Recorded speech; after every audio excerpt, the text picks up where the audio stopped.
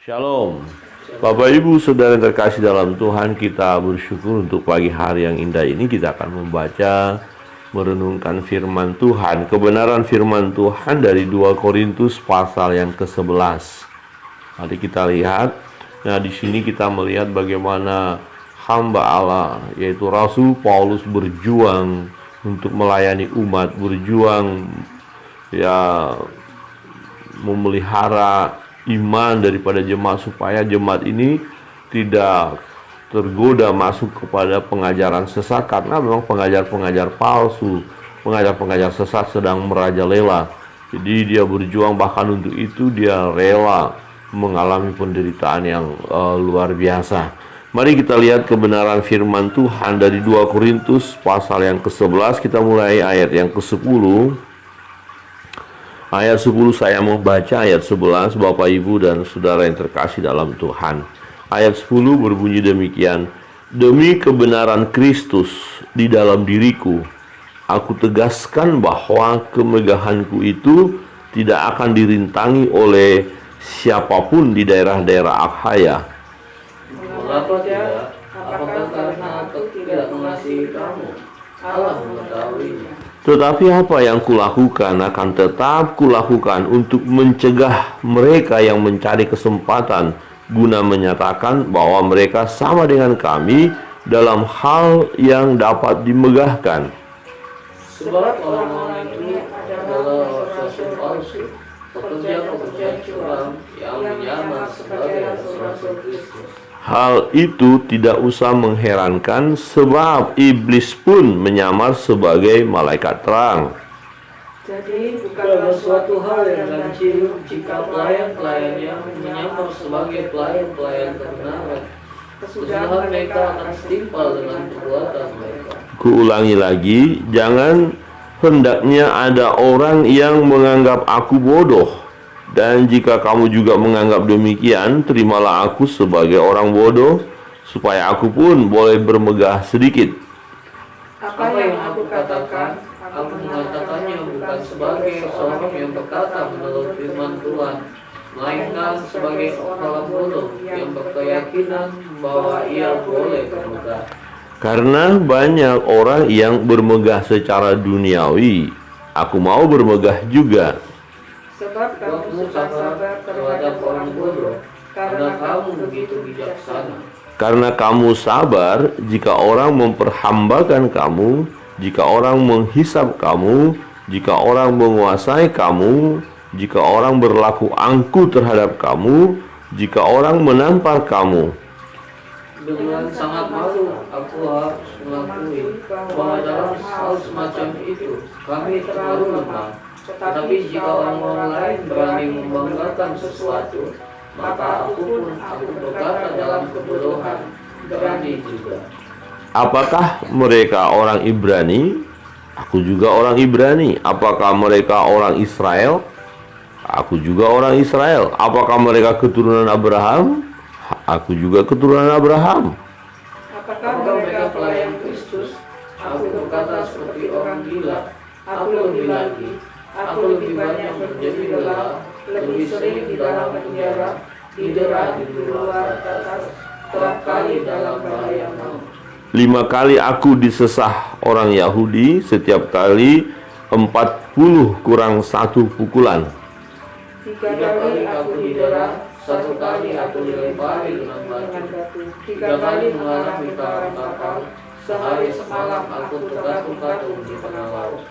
Dalam perjalananku aku sering diancam bahaya banjir dan bahaya penyamun, bahaya dari pihak orang-orang Yahudi dan dari pihak orang-orang bukan Yahudi, bahaya di kota, bahaya di padang gurun, bahaya di tengah laut, dan bahaya dari pihak saudara-saudara palsu. Aku banyak berjeri lelah dan bekerja berat. Berapa kali aku tidak tidur, aku lapar dan dahaga. Kerap kali aku berpuasa, kedinginan dan tanpa pakaian. Dan dengan tidak menyebut banyak hal lain lagi, urusanku sehari-hari yaitu untuk memelihara semua jemaat-jemaat. Jika ada orang yang merasa lemah, tidakkah aku turut merasa lemah? Jika ada orang yang bertanya, tidakkah hatiku hancur oleh sukacita?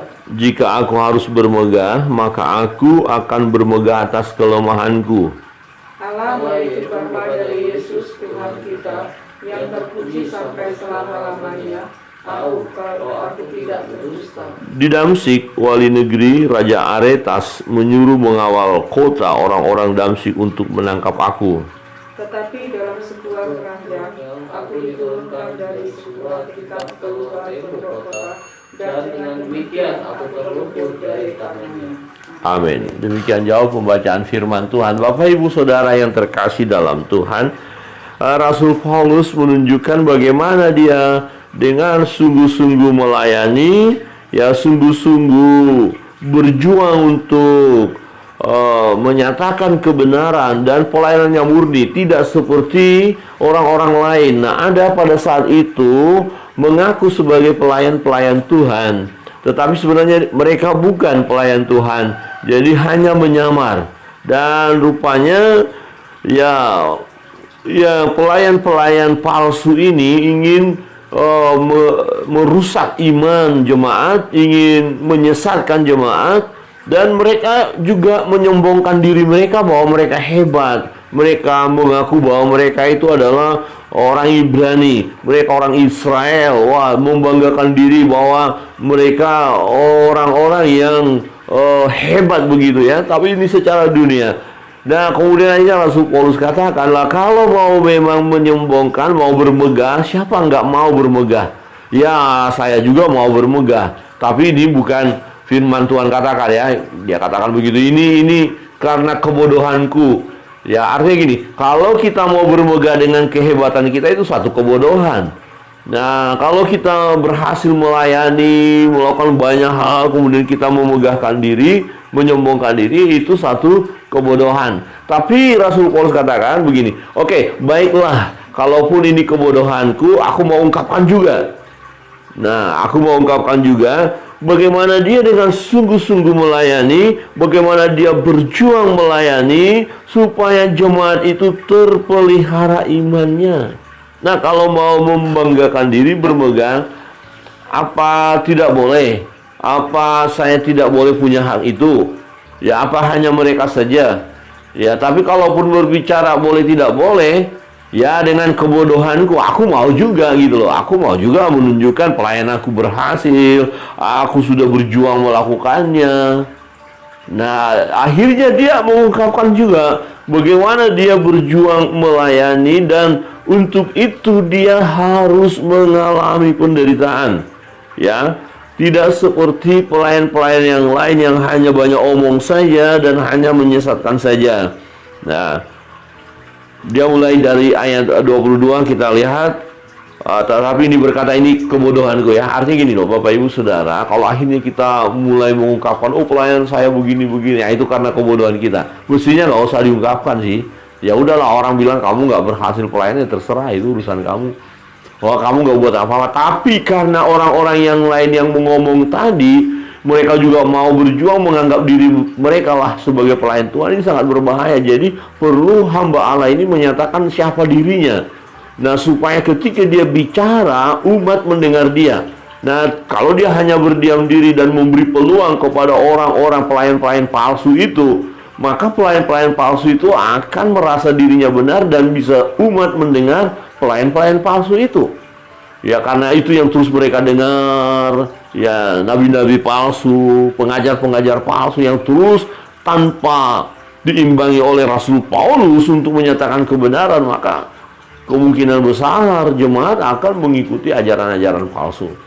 Ya, dan itu pun terjadi sampai sekarang. Kalau kita biarkan ajaran-ajaran palsu, pengajar-pengajar sesat, ya pelayan-pelayan kuasa kegelapan itu yang menyamar menjadi pelayan terang, wah ini bahaya. Mereka akan merajalela dan akan banyak orang yang mengalami kehancuran ya dalam hal iman mereka.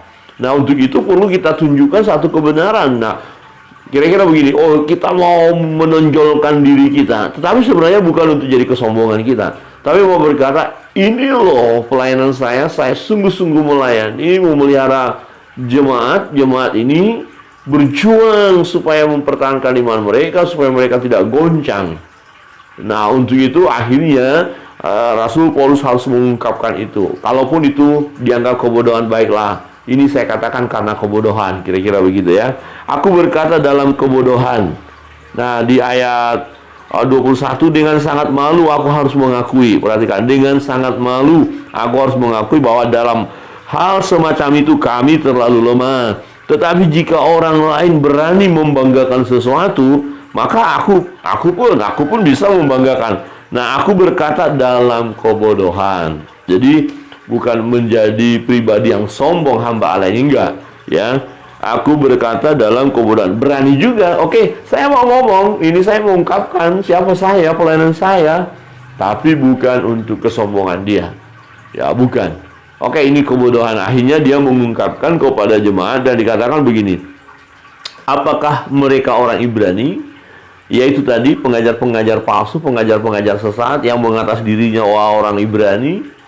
Nah, apakah mereka orang Ibrani? Aku juga Ibrani. Apakah mereka orang Israel? Membanggakan diri sebagai orang Israel sehingga mereka dapat mengajar dengan bebas tetapi pengajarannya sesat? Ya, hamba Allah ini berkata, ya, aku juga orang Israel. Apakah mereka keturunan Abraham? Wow, membanggakan sebagai keturunan Abraham. Aku juga keturunan Abraham. Oke, aku juga keturunan Abraham. Nah, apakah mereka pelayan Kristus? Mereka mengatakan diri mereka adalah pelayan Kristus. Aku berkata seperti orang gila. Aku lebih lagi. Ya, aku lebih lagi. Mau membuktikan diri, wah, benarkah ini pelayan Kristus? Oke, aku mau ngomong seperti orang gila aja, kira-kira begitu ya. Aku lebih lagi, aku lebih banyak berjerih lelah. Ingat, ini bukan untuk kesombongannya. Bukan, ini gara-gara aku udah melayani, aku hebat. Enggak. Ini hanya untuk menghadapi pengajar-pengajar palsu, pengajar-pengajar sesat yang merasa diri mereka lah orang benar, mereka lah pelayan Kristus, padahal mereka itu adalah menyamar. Ya, maka hamba Allah ini, Rasul Paulus, ini membuktikan dirinya supaya nanti pengajarannya itu didengarkan oleh jemaat, bukan pengajaran dari pelayan-pelayan palsu itu yang didengar. Maka dikatakan, apakah mereka pelayan Kristus? Aku berkata seperti orang gila. Aku lebih lagi, aku lebih banyak berjerih lelah, lebih sering di dalam penjara, didera di luar batas, kerap kali dalam bahaya maut. 5 kali disesah orang Yahudi. Setiap kali 40 kurang 1 pukulan. 40 kurang 1 berarti apa? Ya, 39 ya.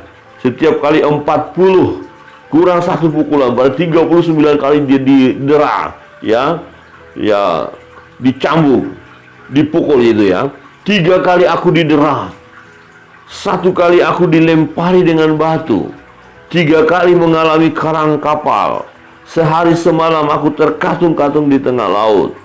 Dalam perjalanan aku sering diancam bahaya banjir dan bahaya penyamun, bahaya dari pihak orang-orang Yahudi dan dari pihak orang-orang bukan Yahudi, bahaya di kota, bahaya di padang gurun, bahaya di tengah laut, dan bahaya dari pihak saudara-saudara palsu. Aku banyak berjerih lelah dan bekerja keras. Kerap kali aku tidak tidur. Aku lapar dan dahaga. Kerap kali aku berpuasa, kedinginan, dan tanpa pakaian.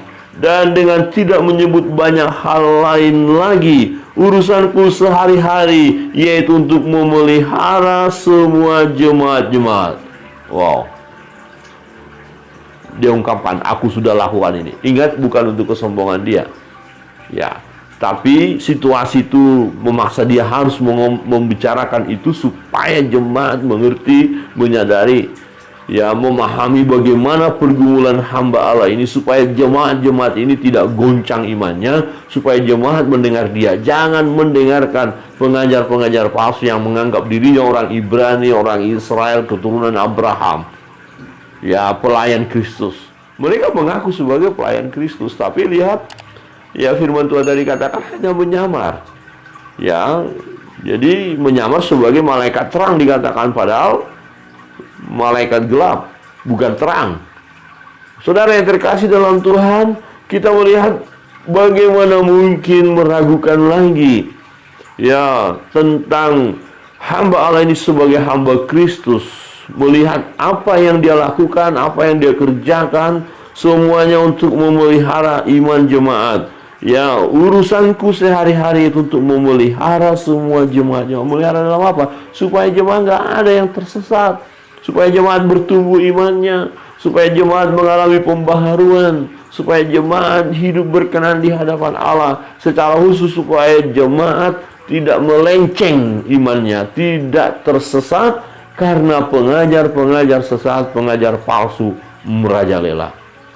Saudara yang terkasih dalam Tuhan, kalau kita melihat hamba Allah ini luar biasa. Ya, bagaimana kita sebagai hamba-hamba Allah? Adakah kita punya pengalaman seperti hamba Allah ini? Wah, mungkin hanya sekian persen lah ya. Ya, kadang-kadang kita agak berat sedikit pelayanan kita, sudah bisa mengeluh ya, sudah mengeluh, aduh Tuhan, udah begini ya, udah nggak kuat rasanya. Tapi hamba Allah ini bagaimana? Demi pelayanan semuanya ya dia kerjakan. Tetapi dia tidak menyombongkan diri, ingat, dia tidak membanggakan saya sudah lakukan ini itu, enggak. Anggaplah ini kebodohanku katanya ya. Oke, aku bodoh. Jadi kalaupun toh akhirnya kita menceritakan kita sudah berjuang melayani, bukan untuk kesombongan kita, enggak. Tapi kalau itu untuk jadi berkat bagi orang lain, enggak apa-apa, bisa ceritakan aja. Bagaimana kita mulai merintis pelayanan, berjuang, tapi hati-hati, motivasinya bukan untuk membanggakan diri ya. Nah, harus itu. Jadi hamba Allah ini tidak membanggakan diri, tetapi dia mau menunjukkan bahwa nggak usah diragukan lagi tentang pelayanannya. Mengapa dia mau mengalami itu semua? Mengapa dia mau ya menerima dapat tekanan yang luar biasa, penderitaan yang luar biasa? Ya karena panggilan Tuhan buat dia untuk melayani. Inilah hamba Tuhan yang sejati. Inilah hamba Kristus yang sejati, yang luar biasa.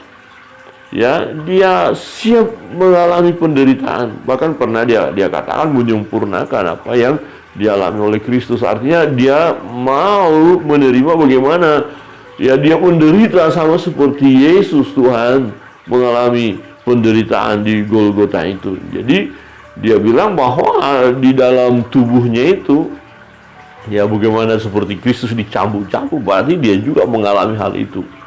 Wah, luar biasa. Kita belum sampai di sana ya. Ya saya secara pribadi belum.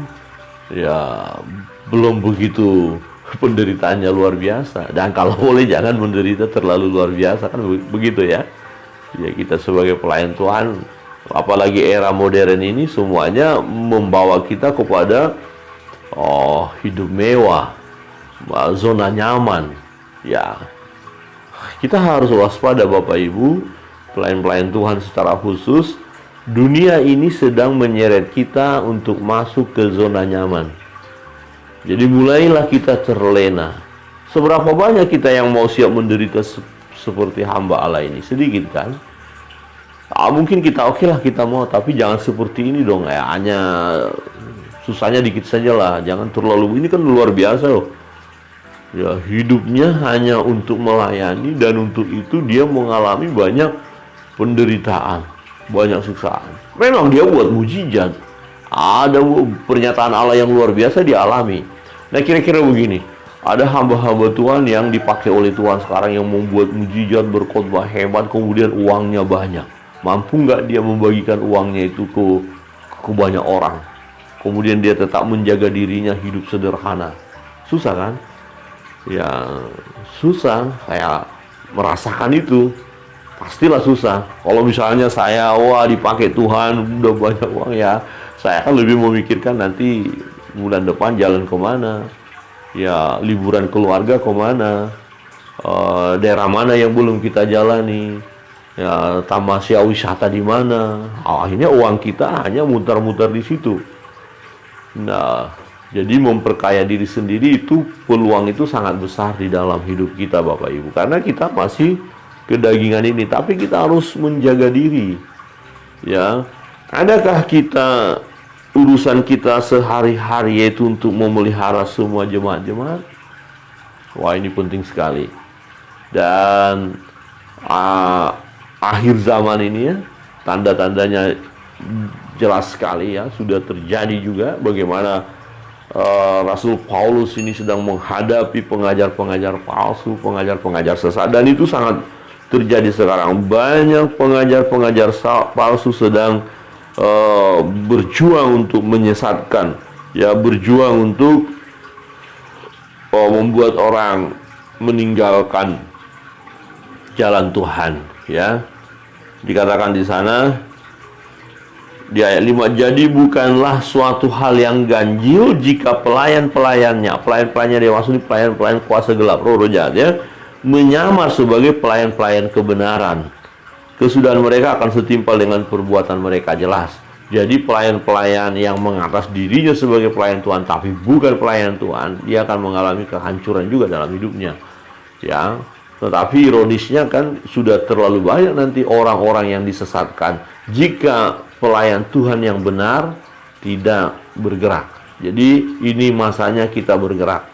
Ini masanya kita menyatakan kebenaran. Ini bukan waktunya kita berdiam melihat orang-orang memberikan pengajaran yang sesat. Nah, sekarang pengajar-pengajar sesat terlalu mudah untuk mengajarkan kesesatan itu melalui media sosial. Jadi kita paling tidak, ya, jemaat yang kita layani, kita berikanlah pengajaran yang benar supaya mereka tidak terpengaruh dengan pengajaran-pengajaran palsu yang, ya, bertebaran di mana-mana.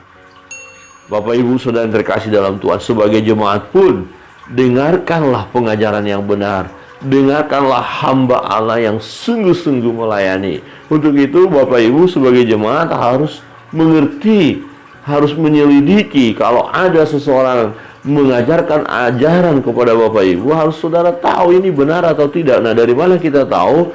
Berarti kita sebagai jemaat pun harus belajar kebenaran firman Allah. Jadi ketika ada orang lain mengajarkan sesuatu yang sesat, yang keliru, kita bisa tolak. Oh tidak, saya sudah mendapatkan pengajaran yang benar. Misalnya ada orang berkata, sudahlah, banyak jalan menuju Roma, banyak jalan yang bisa kita lakukan supaya kita masuk surga. Banyak jalan untuk masuk surga. Nah, kalau ini ada pengajaran, kita udah ngerti, ini sesat. Bukankah hanya satu jalan? Yesus berkata, akulah jalan dan kebenaran dan hidup. Tidak ada seorang pun yang sampai kepada Bapa kalau tidak melalui aku. Jadi hanya satu jalan. Berarti ketika ada orang berkata banyak jalan, itu tidak sesuai dengan kebenaran firman Allah. Berarti kita harus tahu dong, iya, kita harus tahu. Nah, dari mana kita tahu akan kebenaran-kebenaran itu? Belajarlah firman Allah, belajarlah dari hamba Allah, ya, yang sungguh-sungguh mengajarkan kebenaran. Bapak Ibu Saudara yang terkasih dalam Tuhan, kiranya kebenaran firman Tuhan pagi hari ini menolong kita untuk giat mempelajari firman Allah, belajar firman Allah, berjaga-jaga jangan sampai kita disesatkan oleh pengajar-pengajar palsu. Tetapi dengarkanlah pengajaran-pengajaran yang benar dari hamba Allah yang benar, yang saudara kenal, dan yang mengajarkan kebenaran firman Allah. Kiranya Tuhan Yesus memberkati kita terus melangkah di dalam iman, hidup yang terus dibaharui, bahkan kita bersama-sama melayani Tuhan, bersama-sama menyaksikan kebenaran itu. Tuhan Yesus memberkati kita dan kita akan masuk dalam doa-doa kita. Kita nyanyikan